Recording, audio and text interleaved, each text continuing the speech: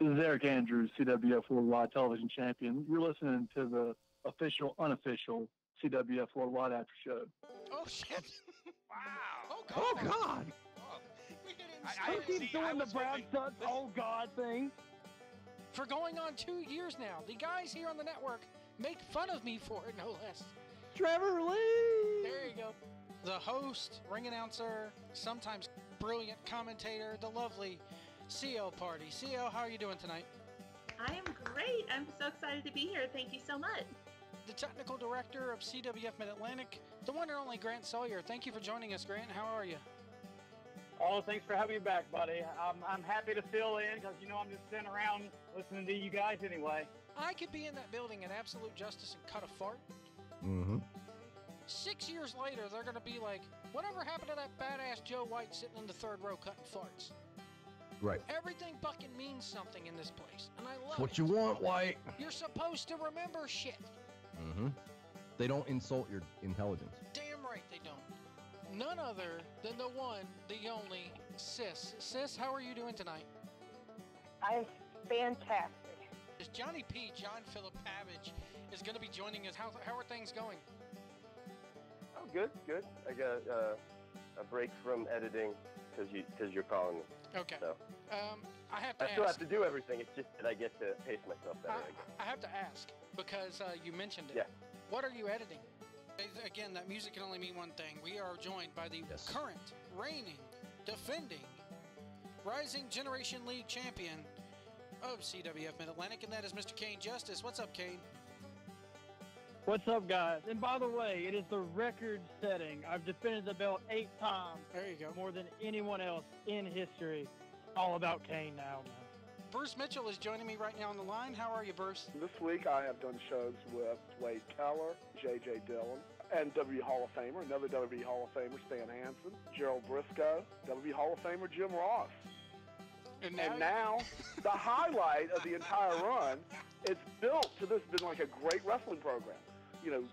I've been climbing that ladder, and now I'm here on the blow-off show, the blow-off match. You're it, man. You transcend all those guys. I was going to go the opposite of that and say, look how the mighty have fallen.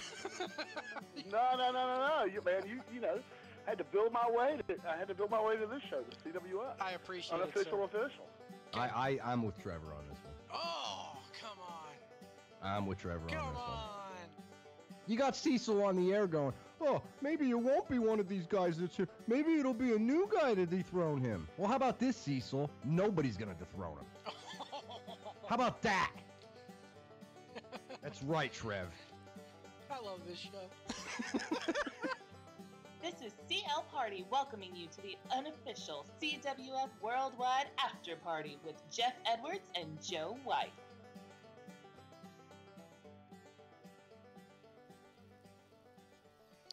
And welcome, ladies and gentlemen, to the official, unofficial CWF Mid-Atlantic After Show. He sent me a new intro, Jeff Edwards did this week, and I thought I was playing the right one.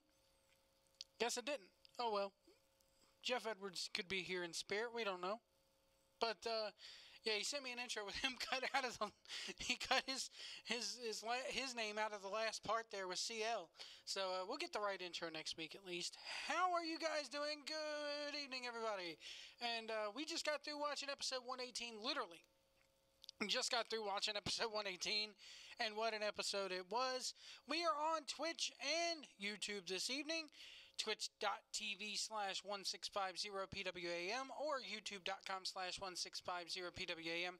Whichever platform you decide to watch us on, please like, share, follow, subscribe, and help this thing get growing more than it already has. We want to thank you guys so much for tuning in. We got a couple subscriber shout-outs to get to here before we kick things off. And whenever you hit the subscribe button on YouTube or the follow button on Twitch, we give you a shout out here, and we let you know that we are grateful and thankful that you've subscribed or followed us. Also, you can see other information on below, how you can donate to us and follow us in those ways. We thank you very much for doing so. First follow here, or first subscriber here is on YouTube, and it is, there he is. Vince is worried because Joey Hogan has subscribed to us on YouTube right there. I wonder if that's the Joey Hogan. I hope it is. And on Twitch, we got a new follower on Twitch just this evening.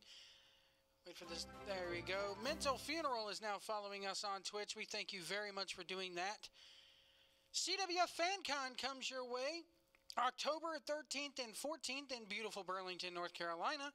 And we have been, quote-unquote, invited to take part in this, and we will be taking part.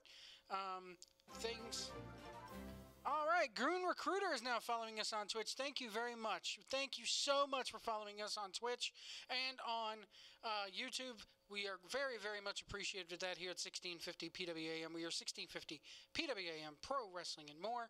We have the chat room open on YouTube and Twitch, and we'll get to your chats here as the night goes on. It also gives you, the CWF fan community, a chance to interact with each other. As we were getting, you also have a chance to interact with you guys, as we said, at Fan Con.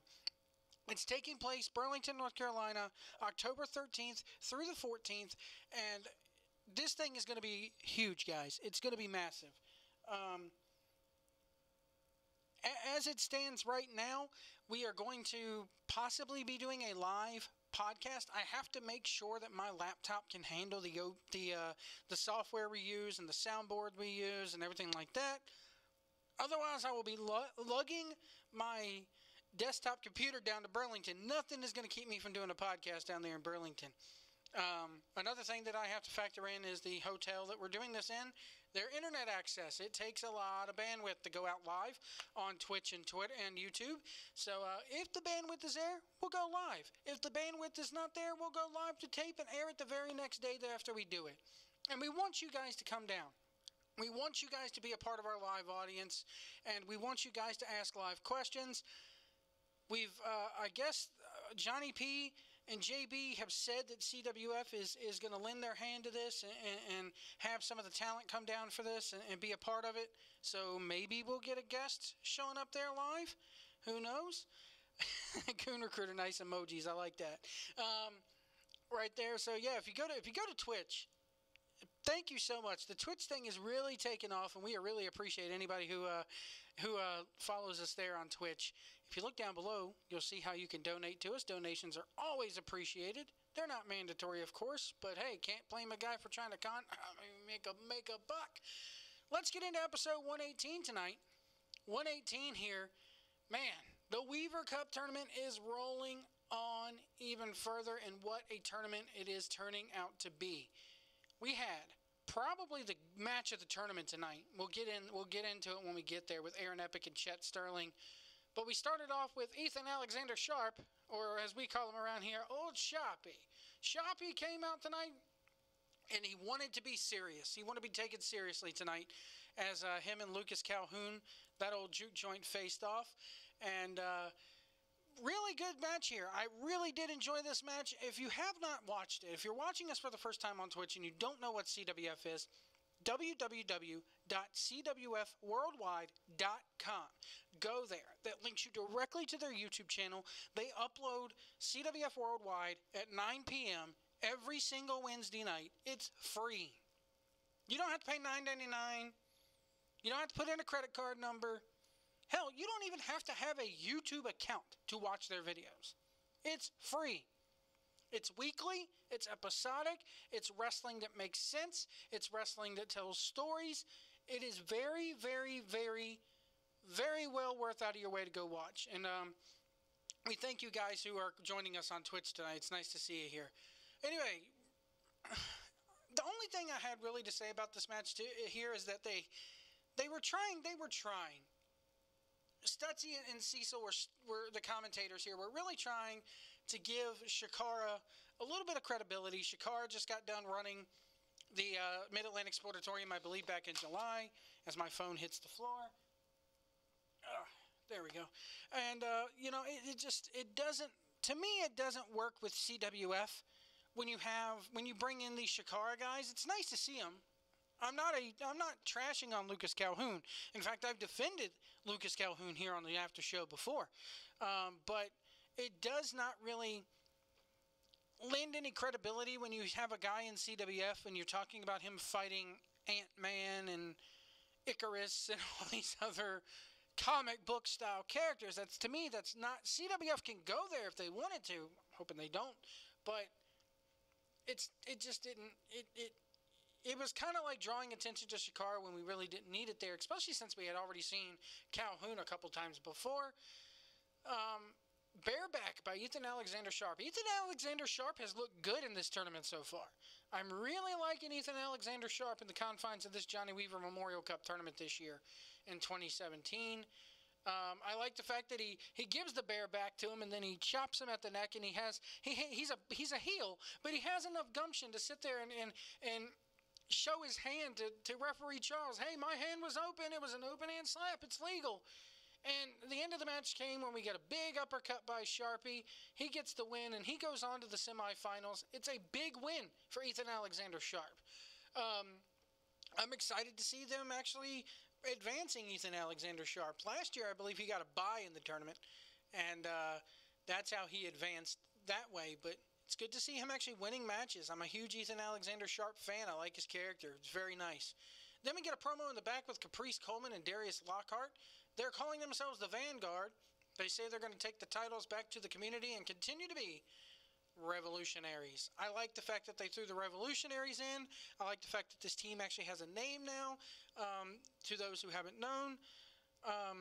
Yeah, I mean, Bohr, Chuck Taylor, Prakash Sabar, they've all worked for CWF before, and honestly, I miss Prakash Sabar. He's a hoot. He's a riot. The Bohr Moldovia man is awesome too. But what I'm saying is, what I think I mean by that, Sophia, is that when you try to they don't mix. Yes, you have them in the Sportatorium, but I would never see, it's oil and water to me. Yeah, Ethan going over completely clean was awesome. A clean win tonight. Very clean win, and I was excited to see it. We then had, after the Caprice Coleman and Lockhart promo, which is a very good promo, Lockhart leading the way on it, Coleman leading the way on it, and then Lockhart getting his 2 cents in at the end. I thought it was a very well done promo. Again, nice to see a promotion that actually lets guys cut promos and lets guys get practice cutting promos. We had Aaron Epic with Aspen Rose versus Chet Sterling. The Midnight Mermaid, Aspen Rose, once again, beautiful, getting involved here. Again, managers, something that we preach about on this network when we cover pro wrestling here, is the art of the manager and how that is dead pretty much. It's not dead in CWF. We have managers here in CWF. They have managers there in CWF. When we watch our CWF, we like our managers, and we like to see those managers get involved, good or bad. Yeah, he did change how he worked. I think they figured Lucas did. I think Lucas Calhoun did change how he worked. But I'm going to keep it here on this good back and forth here with Aaron Epic and Chet Sterling. This right here was one hell of a match. I want to see more Aaron Epic in CWF. The deal about Aaron Epic having the perfect match so far, completely dominating the match, kind of, against Chet, was the story here. It ended up, a very good STO by Chet. Chet Sterling's growing on me, as I've said before, knowing that now what we, knowing what I know now. I think that I think that this is Chet Sterling's year. It's pretty safe to say that this is Chet Sterling's year. This is Chet Sterling's tournament. As a fan of a certain somebody, you know who that certain somebody is. I was hoping it would be Kane Justice's year, but it's not. It's Chet Sterling's year, and Chet Sterling does deserve it. Good STO. Again, we get the suicide dive. The crowd was awesome during this match. I could not ask for a better crowd. And then you had the big elbow by Chet, the big knee into the turnbuckle. You get a DVD into the buckle DVD by Epic, the Death Valley Driver into the turnbuckle, and I think Brad Stutz is right. This is the match of the tournament. This was very much the match of the tournament so far. Rose gets up on the apron with the spike, and the story of this is that, or the story of Aaron Epic throughout this is that Aaron Epic won with a pile driver in this first match. The pile driver, of course, is banned in CWF. So we had him hinting that he's going to go for the pile driver, but Chet Sterling turns it into a jackknife cover, gets the 1, 2, 3. Chet Sterling advances over Aaron Epic. The only thing I could say is we better see more Aaron Epic, and CWF. I don't know if he's going to be a regular. I don't know if we want him to be a regular, but I want to see more Aaron Epic in CWF Mid-Atlantic. I like his work. I like the fact that Rose is with him, Aspen Rose is with him. I like it's just his 2 matches in this tournament have been amazing. Then in the back, we have a Frankie Flynn, Brian Carson, and Evan Adams promo. They're representing AIW out of Illinois, I believe. Frankie Flynn was the cutter, was the mainstay of the promo, pretty much doing all the mic work. And Evan Adams, oh my Lord, he opened his mouth up in this promo.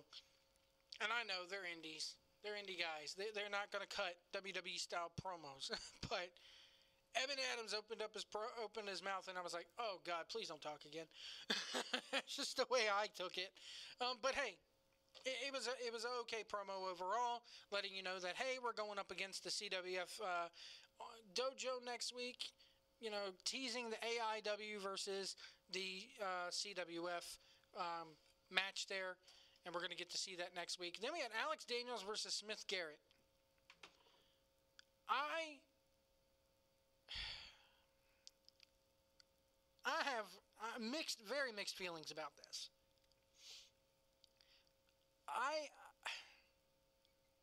Smith Garrett wins with another knockout punch, just like he did on Cam Carter. And I like that. I like what they're doing with Smith, him being the knockout, you know, kind of reminds me of the old Chris Hero knockout kid thing, you know, only take it to a whole new level.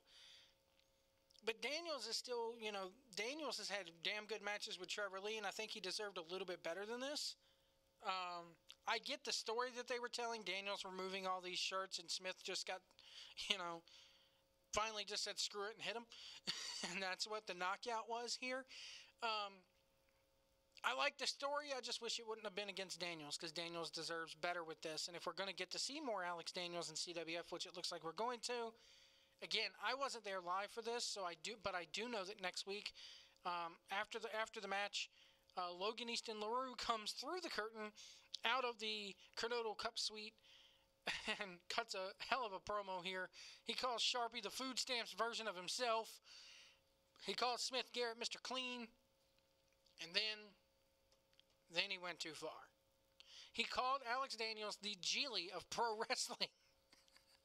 This promo, I know it was probably worked out beforehand, but the fact that, you know, Ben Affleck hopes you forgot about Geely. That's all I could say.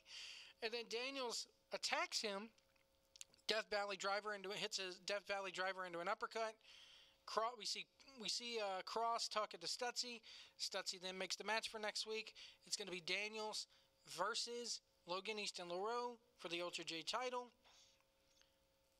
I'm wondering if this turns Daniels babyface a little bit, or are they going to, you know, have this heel versus heel? I'm curious to see how this went down last weekend.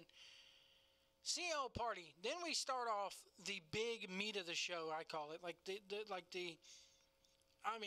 this whole segment from start to finish, from the time we see CL Party until the end of this match, was like one big story. And then it's like watching a pinball machine at some point. Sometimes it was like confusing from a booking standpoint, from a storyline standpoint. CL Party welcomes out Snooty Fox. Snooty Fox comes out, and they plug the Chapel Hill shows, and CL's reactions here. CL is not just for those watching us for the first time tonight, CL Party is not just a robot interviewer. She interacts with the talent. She asks valid questions. She asks questions in a way that do not insult the audience intelligence, and she reacts to everything just perfectly. They plug the Chapel Hill return. They're going to get revenge against Eric Royal. They say that's on the horizon. And then the All-Stars come out. Jerry Carey, Coach Gemini, and Eric Royal. Jerry Carey, Usher, pretty much tells CL to get out of the ring. And he asks Royal about Chapel Hill. Royal cuts a promo. Basically, the gist of this is that Eric Royal is brushing Snooty Fox to the side. So here, this is Snooty Fox wants Eric Royal.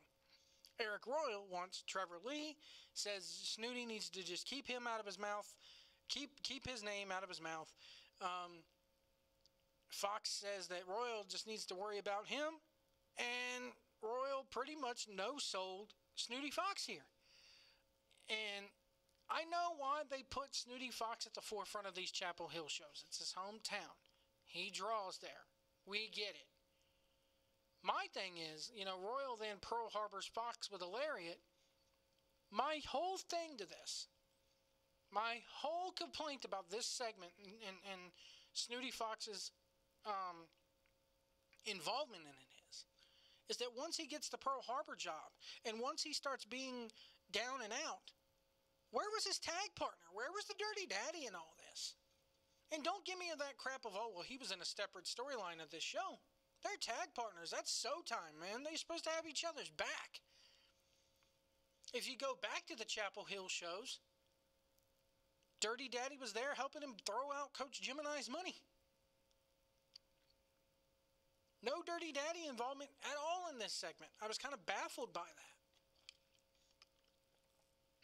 Instead, Trevor Lee comes out for the save, and the All-Stars run off. Otto Schwanz then comes out. It's like bang, bang, boom. Like it's a fucking pinball machine is what this segment was.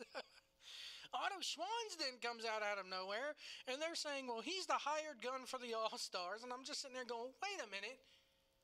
Isn't he with Sharpie? We talk about how all the time, factions. And then when they do factions in pro wrestling, it's like 2 shows later, they're forgotten about.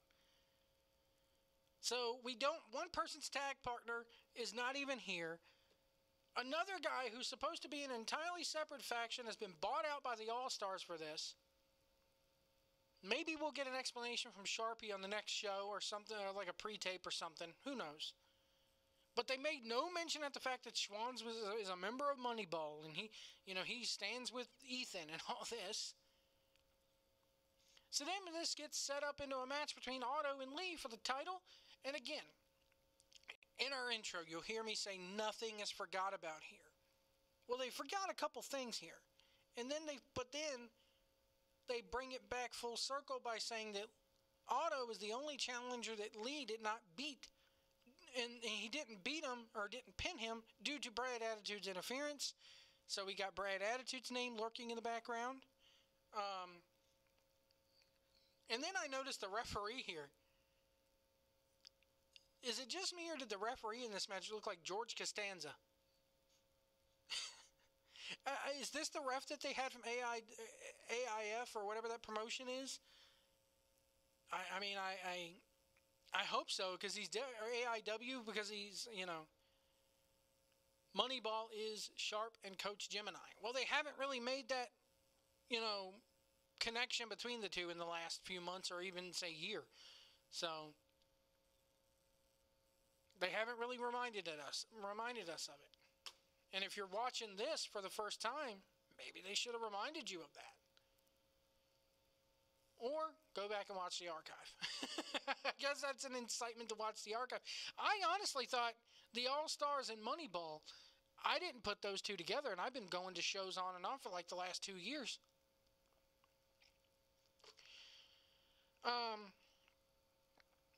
Is it just me, or did I hear that Lee is a second-generation star during this match between him and Schwanz? I don't know if I heard that right, because I was trying, I'll be honest here.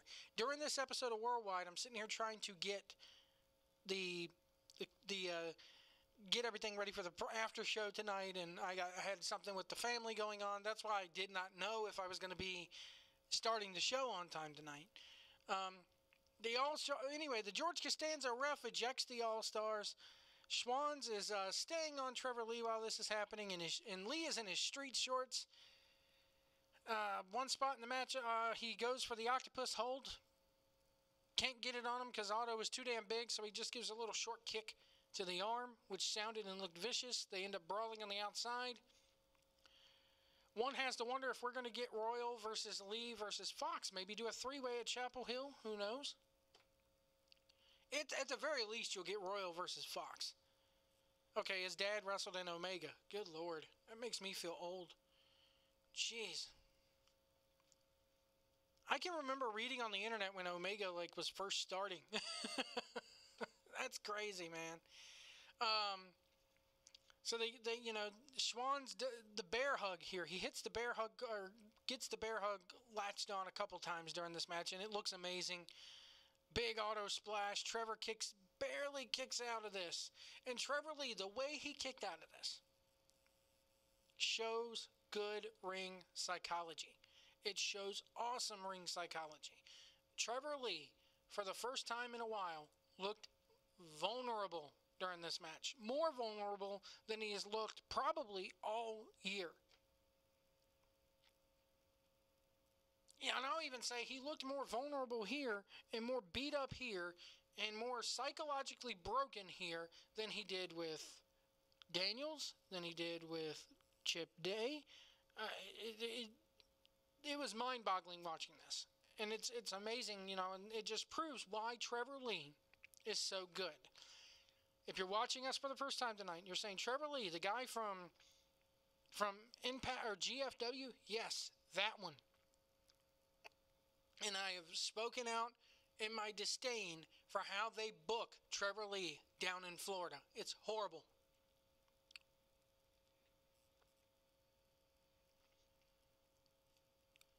Schwann's ends up breaking out of the STF at least twice during this match.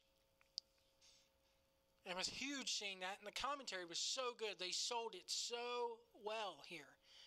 Huge clothesline by Trevor Lee, and then he ends up deadlifting Schwann's into a German. And they showed a couple times a huge scratch on Trevor Lee's back. I'm not too sure how he got that there. I put here commentary is awesome. We get a pump kick later on in the match by Trevor Lee. And then he picks Big Otto up for a brain buster. And by this point, Otto has the straps on his singlet down. Otto Schwanz needs to ditch that singlet. That dude is jacked, man. Otto has a heck of a body on him. And to me, the straps just, you can't show it. Get a chain of Germans by Otto. But here, Lee has not looked more vulnerable. I've covered that already here. We hit the STF again. Otto breaks it. And then as he's breaking it, Lee does the finger snap bit into the penalty kick. Into the STF a third time. Otto looks like he's going to break it again. Lee then kind of underhooks the STF, turns it kind of into like a Ring of Saturn here. And Otto Schwanz taps.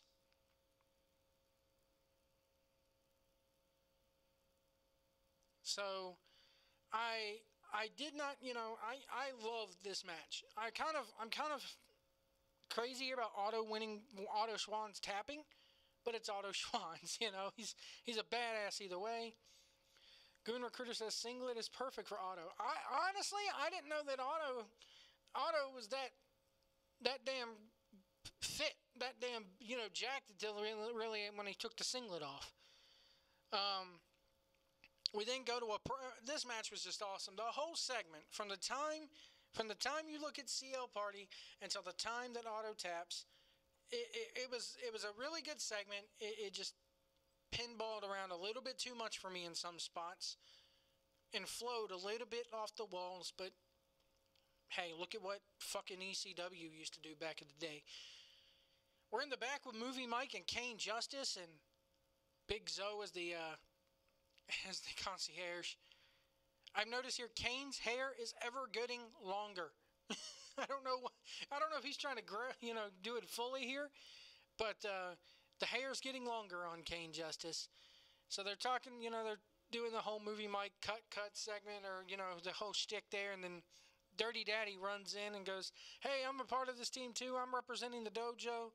Kane points to his title and smiles and goes, "No, you don't. I am," and walks off, and we get the big cut by Movie Mike. So that was that segment there, showing you that when they face each other on finals night, that feud there from Battlecade last year is far from over. Going to reignite that feud, so to speak, and I'm looking forward to it. They've already been going back and forth on Twitter. So even bringing Mama Justice into it. So we then had Darius Lockhart and Caprice Coleman versus Zane and Dave Dawson, who are the CWF Mid-Atlantic Tag Team Champions. And CL Party does the intros. They mentioned that Coleman won the very first CWF Rumble. And then they mentioned Fan Con. Thank you guys for mentioning Fan Con and putting Fan Con over. Again, taking place October 13th and 14th in Burlington, North Carolina. Please see at John Philip Havage on Twitter. You can see it scrolling along the bottom of your screen. Contact Johnny P if you're planning to come to Burlington. You will not be making a mistake by coming to FanFest. It's going to be awesome. They said that we're going to have CWF viewing parties where we're going to view old matches of CWF. There's going to be live podcasts there, including this one. So we hope that you two see you there, and we hope to make it a good time for everybody. I put here it was a very good back and forth. Coleman took a very nasty spill off the stage. That was crazy looking. That was crazy looking. Coleman and Lockhart are awesome together. Dawson's are a good heel as always. It was a very, very good back and forth tag team match. This match was awesome. I got done watching this match and I'm sitting there going, man, I wish I was there live in that Sportatorium to see this. This was probably the match that I really wanted to go to this show for, but hey, bills had to be paid. So, and CWF is not one of my must-have bills every month. So, we will, I don't know if I'm going to get to go to finals night or not, but right now I'm in a holding pattern as far as going to live shows go until Rumble weekend probably. We get a ref bump late in the match. When this ref got bumped, I'm sitting here thinking, and maybe Grant Sawyer, who is in the chat room, can answer this. Where has Robbie Walsh been? I've not seen Robbie Walsh in probably a good month or so, it seems like. Darius with a over-the-top tope con hilo onto both Dawsons on the floor. And then after the ref bump, Charles came in to be the ref here. Caprice covers the end of the match. Really, you need to go out of your way to see this if you have not seen it yet. CWFworldwide.com. The end of the match came when Caprice is in the ring. They set this up so perfect that even I didn't know who the legal man was. The commentaries are going, who's the legal man? Who's the legal man? I didn't even know who was legal at this point. Caprice is covering Dave. Zane is covering Darius. Both of the referees, Kevin Pierce and Charles Richardson, they both count 1, 2, 3. Charles says the Dawsons won. Kevin Pierce says the Vanguard has won. Crowd chants once the match restarted. You can listen to Robbie on sports radio out of Greenville every day from 5 to 7. Yeah, but where has he been as far as CWF goes? I don't care about sports radio out of Greenville. I want to see the one of the best referees in the business, referee. So the refs are arguing. The crowd wants it restarted, and basically the Stutzies try to get it sorted out on the outside. Stutz and the refs did a real good job selling this here. The referees did a really good job selling this here. And then all of a sudden the crowd is chanting, restart the match, restart the match. The crowd really wanted to see these two go longer. 94.3 Sports Radio in Greenville. And then Zane clocks Caprice after the match is restarted. We get a kick out. Zane finally hits the lariat and wins. So the Dawson brothers retain. Oh, that's his current commitment. Okay. So he'd rather be on the radio than referee. Can't argue with that. Got to check out the Big Battle Royal. I believe it was yesterday that it aired on the... I guess I honestly don't even remember the guy's name right now. It's late. My tweet got repeated on ESPN. I was excited to see that. And I didn't even mention the guy's tweet on the freaking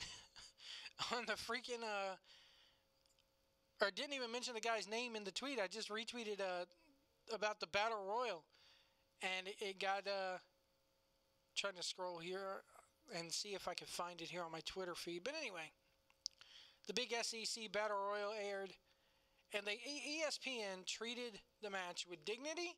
They treated the wrestling business with dignity, and they treated it with a little bit of respect.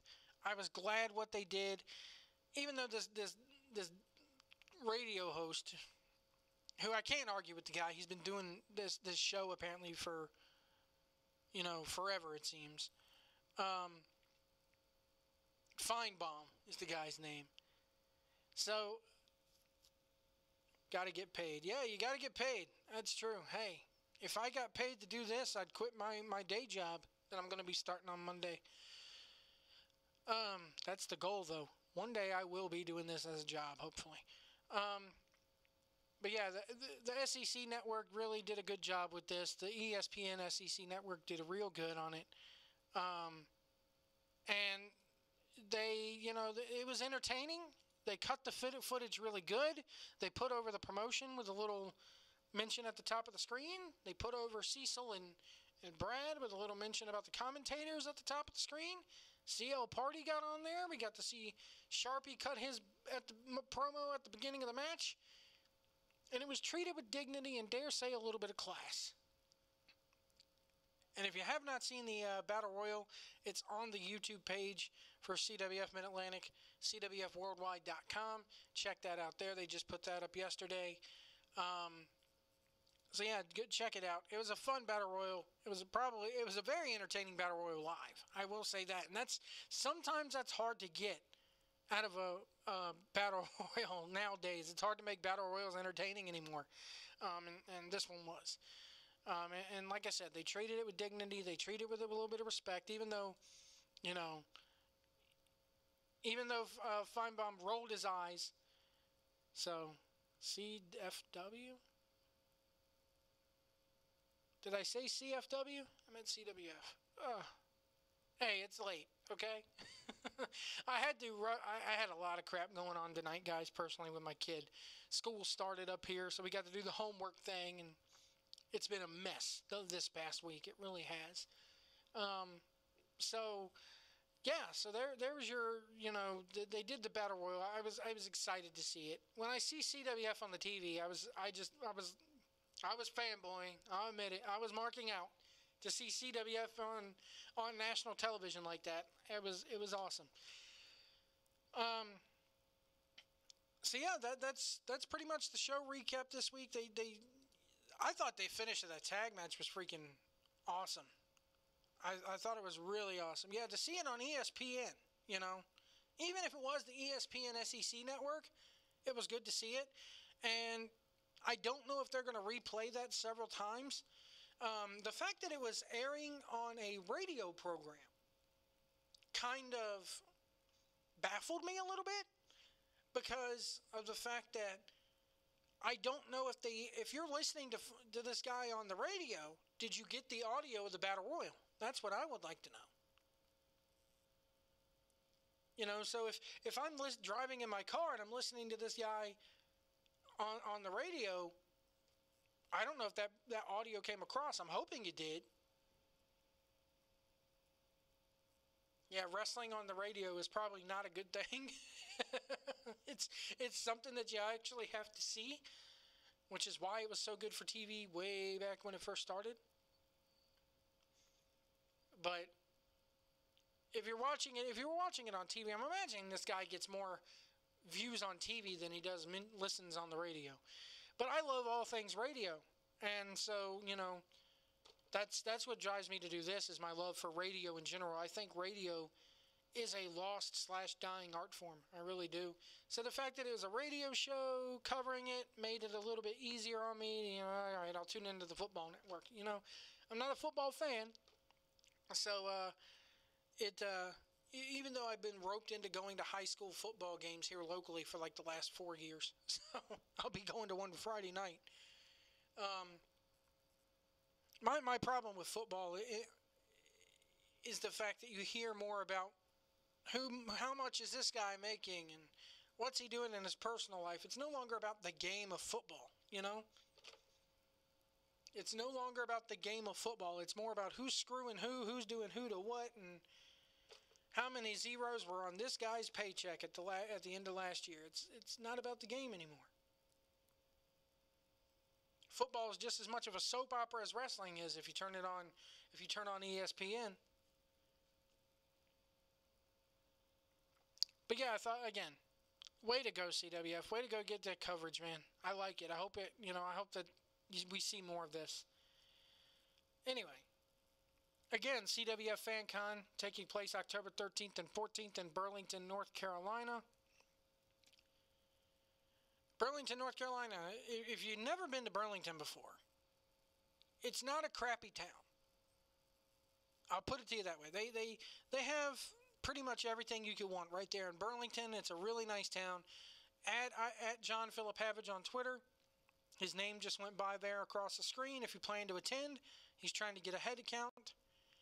Phone lines are open tonight, 434-710-4900 if you'd like to call in.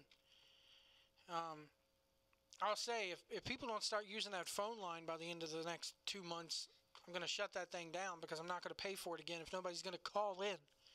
If you're watching us on Twitch, and even if you're watching us on YouTube, with Twitch, you kind of have to play video games as well as do the wrestling bit, because I'll say I went on Wrestle Circus's Twitch tonight, and they had a lovely young woman on there playing video games, and she modeled one of the video game characters after one of the Wrestle Circus wrestlers, which is funny. So that's kind of what the angle that we're going for here on the Twitch channel and on the YouTube channel. You'll see that's why we call ourselves Pro Wrestling and More. You're gonna see pro wrestling. You're gonna see video games. I'm back to covering WWE now. We have the Raw review up. SmackDown last night was crazy. SmackDown last night. I sent out a huge tweet about that. That Money in the Bank briefcase to me should be to create new stars. Good thing about Burlington is Greensboro is only minutes away. Well, restaurant-wise, we're going to get into a little food talk here. Restaurant-wise, it's pretty much the same. I don't know. I'd rather go to Burlington than Greensboro. Less traffic. But getting back to SmackDown here real quick, man, I just got to mention this. I don't like to talk about WWE that often on this show, but I got to get this off my chest. That Money in the Bank briefcase, to me, took the place of King of the Ring once they started making it a June pay-per-view or whatever, June or July pay-per-view. And very much like the King of the Ring was there to create new stars, to get a new guy over. The Money in the Bank briefcase should be there to escalate somebody. Yes, it's a form of hot-shotting, if you ask me. And I was pissed when I saw that last night. The best part of last night, though, was that little girl giving John Cena the finger. I laughed so hard at that. And John Cena's on Twitter like, I went up and laughed right in her face. No, you didn't. You were laughing at Baron Corbin in the ring because you just screwed him out. And the crowd, that camera, just how it happened to, yeah, women and children love this guy. You have a child who happens to be female, flipping them off. That's why I say John Cena, Greensboro does have good food. Yeah. That's why I say John Cena's star may be dwindling now that he's a part-timer. But I think the only reason why they did what they did last night was to tell you that you're not going to see a cash-in at SummerSlam. They're going to be like, don't worry. We're not going to... Because everybody was expecting Shinsuke Nakamura to win the belt. And then Baron Corbin was going to come cash in on him. But what they pretty much told you last night is that Shinsuke is still going to lose. He's still not going to win the title. And that freaking Jinder Mahal is probably going to retain on Sunday. Because everybody was expecting a cash-in, and that was WWE's way of pretty much telling you, nope, not going to happen. So, I got to say, SummerSlam this year, I don't know what to think about the card in general. We are going to do a post-game show for SummerSlam this Sunday as soon as they go off the air. It's probably going to be a short one because I start my new job on Monday, so I don't know when, bright and early at 9 a.m. But we will do a post show. You will get to hear what I think. And I don't know, man. I don't see Shinsuke getting that belt this Sunday. As far as the Fatal 4-Way goes, I see Brock retaining it. He's going to retain it underhandedly. I don't think he's pinning anyone dead clean. He'll probably pile on top of somebody after they take a finisher from somebody else or whatever the case may be. If Brock loses on Sunday, it would surprise me very, very much. But anyway, you can tune. I don't know if we're going to do a pre-show, but I will be doing a post-show for that here on the channels, on Twitch and on YouTube. So hit the like button, hit the subscribe button. If you're watching us on Twitch, hit the follow button. And yeah, come on out to Fan Con, guys. I have a feeling this is going to be great. Let's make it a big one. Let's keep this going year after year. It's not going to continue if you don't come out. So you got to show up. You got to show up. You got to participate. I'll be honest with you. CWF has kind of kept me, I'll admit it, borderline sane the last couple of months. It just, you know, when crap is going wrong in life, I could go to the CWFworldwide.com, flip on an episode of Worldwide, or flip on a match or two, and it just calms me the hell down. It just is something about good wrestling that calms you down if you're a wrestling fan. But go over there, watch the episodes with us every day. We're here each and every Wednesday, I should say. We're here each and every Wednesday. We do this live. We're the only podcast that does it live after the show airs. I want to thank you guys so much for tuning in this week. And we'll see you at the Sportatorium. If the closing show, or if the closing tune will air, we will see you at the Sportatorium. This has not been my night.